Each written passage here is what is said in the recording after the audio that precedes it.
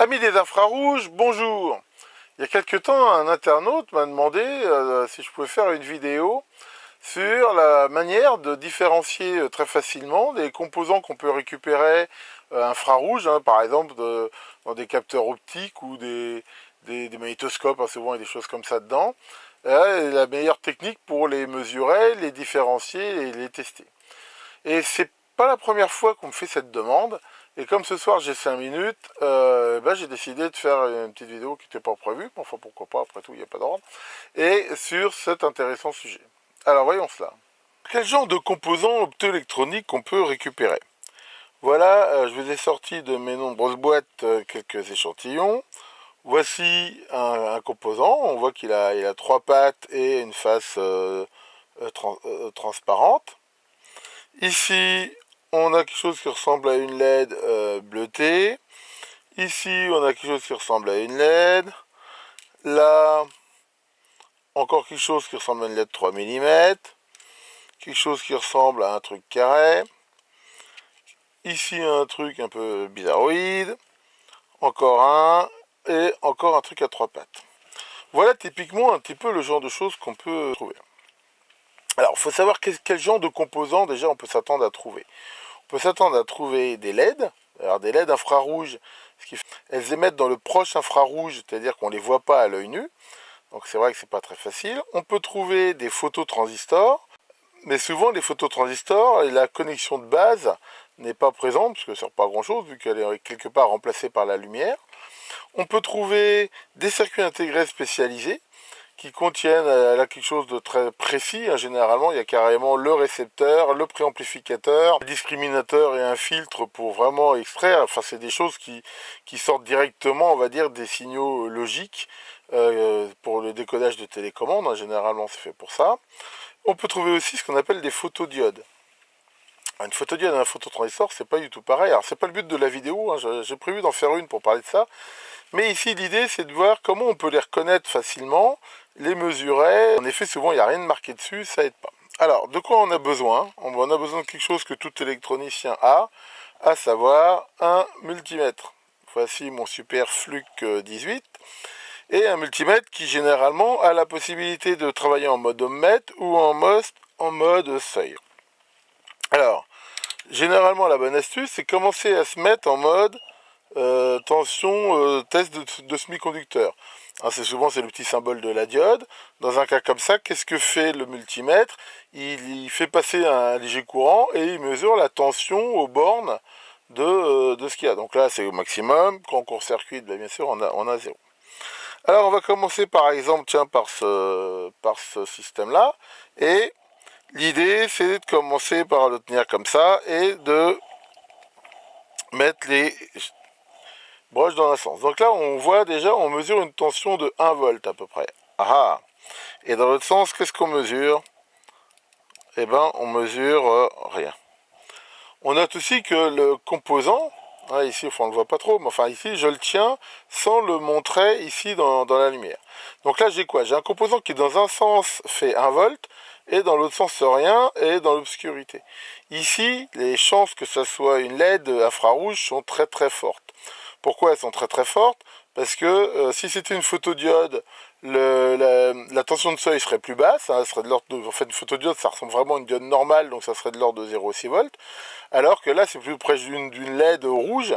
Alors les infrarouges sont un peu plus basses, surtout au courant de mesure, et quand on est aux alentours d'1 volt dans un sens, c'est pas symétrique à ça. Donc là, on va dire qu'on est quasiment sûr. Alors, il y a une façon assez sympa de le voir. Après, c'est que on ne les voit pas du tout à l'œil nu, mais par contre, tout ce qui est caméra, iPhone, appareil photo, généralement sont sensibles aux proches infrarouges. Si on branche ici la LED à infrarouge, on voit que quand je l'allume, eh ben, le capteur le détecte, alors qu'à l'œil nu, on ne voit rien du tout. Donc ça, c'est quelque chose de très facile pour tester les télécommandes ou pour tester des LAN infrarouges. C'est qu'en effet, comme elles sont dans le proche infrarouge, contrairement à l'infrarouge qu'on voit avec une caméra thermique, eh ben on les voit. Donc ici, ce composant-là, il n'y a pas photo, c'est une LED. Maintenant, Bon, celle-là, je l'avais déjà testé, c'est aussi une LED, on va pas refaire le truc. Alors prenons ça, on va dire, tiens, bah ça, à voir comme ça, on va se dire, bah ça ressemble à une LED, c'est une LED. Alors allons-y pour le test. Donc je regarde, je me mets toujours en mode tension de seuil, je mets dans un sens 0 volt. Je mets dans l'autre sens et j'ai 0 volt. Ah ah, alors là, bah oui, c'est une LED qui est morte, ou c'est autre chose. Alors là, ce qu'on fait quand on a le doute, on passe en monomètre et on fait varier l'éclairement.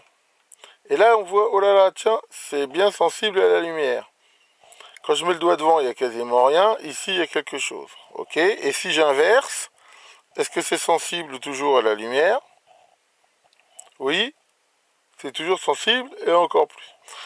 Donc là, typiquement, ça, c'est un phototransistor, sachant que le sens où il est le plus sensible, eh ben, on a le positif collecteur et le noir l'émetteur. Donc ici, hein, on voit, pourtant, quand on regarde ici ce boîtier, on pourrait vraiment croire que c'est une LED. Ça, c'est typiquement un phototransistor. Et on a pu voir qu'il fonctionne. Alors, on va continuer.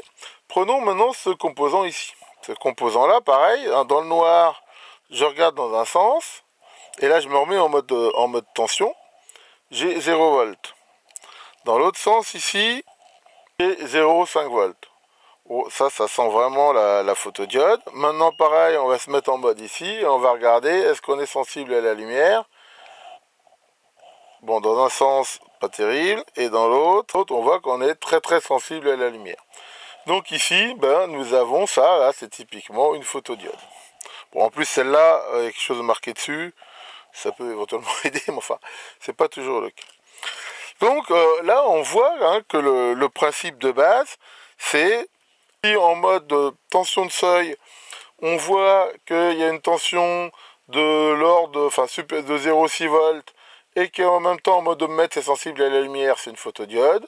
S'il y a une tension dans un sens de l'ordre du volt, et que c'est pas trop sensible à la lumière, et que ça s'allume éventuellement avec un capteur, c'est une LED. Et sinon, bah, on l'a vu, c'est un phototransistor. Alors attention, il y a quand même un piège. C'est que c'est comme un réversible. Une LED, ça peut faire aussi, enfin je veux dire, c'est sensible à la lumière. Voici la LED que je vous ai montrée tout à l'heure, hein, c'est bien une LED.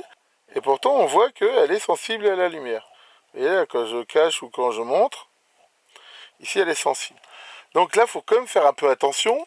Une LED, ça peut être utilisé en fait aussi en pseudo-photodiode. Alors c'est pas terrible, hein, mais c'est quand même sensible. Mais celle-là, pourquoi on voit que c'est une LED? Parce que si on se remet ici en mode diode, là pour le coup, on voit que de façon très clairement, hein, comme je l'ai montré tout à l'heure, dans un sens, on a une tension, on n'a pas de tension, et dans l'autre, on a cette tension de l'ordre du volt. Et en même temps, hein, je ne vais pas vous le refaire, elle s'allume. Donc là, c'est typiquement une LED. Mais méfiez-vous quand même, c'est quand même photosensible. Alors après, ici, quand on a des composants à trois pattes, qu'est-ce que ça peut être qu'un composant à trois pattes? Ça peut être un phototransistor. Alors, une façon de le voir, bah, c'est de tester avec un transistor-mètre. Bon, je suis désolé, hein, j'ai un petit peu de reflet, mais enfin, on voit que ce composant-là, quand je le mets dans le transistor de transistor, eh ben, il me le détecte bien comme un transistor. Et après, bah, on va dire, il est sensible à la lumière. Donc là, il n'y a pas photo, ça c'est un transistor. Maintenant, ces composants-là, hein, bon, si on le met dans le testeur de transistor, il va probablement dire qu'il est naze ou qu'il ne fonctionne pas. Pourquoi? Parce que ça, justement, c'est typiquement un circuit intégré. En même temps, quand on le teste, alors faut faire attention parce que quand on les teste sous ce mode-là, éventuellement, on peut les détruire. Enfin bon, on les reconnaît généralement un peu comme ça. Alors, il existe aussi, là, j'en ai pas sous la main, des phototransistors qui sont en fait des doubles phototransistors. On trouvait ça par exemple dans certaines souris ou dans des capteurs qui servent à mesurer le sens de déplacement avec devant un système avec des fentes là. Ça, bah, en fait, c'est pareil, hein, on le teste un peu comme on peut le tester en deux fois. Enfin voilà, hein, je ne vais pas m'étendre trop non plus pour cette vidéo, hein, parce que je voulais faire quelque chose de relativement rapide, et surtout de très très pratique dans l'approche.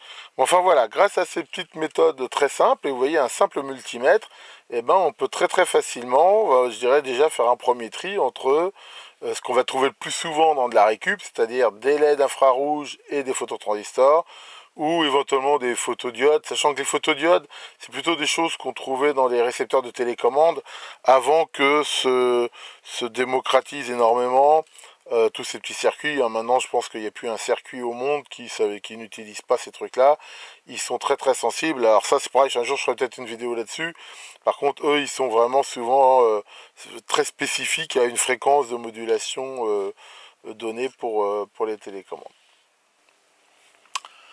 Voilà pour ce soir, que Remote lutin des infrarouges transmodule vos signaux et que la paix du ciel vous dégouline dessus.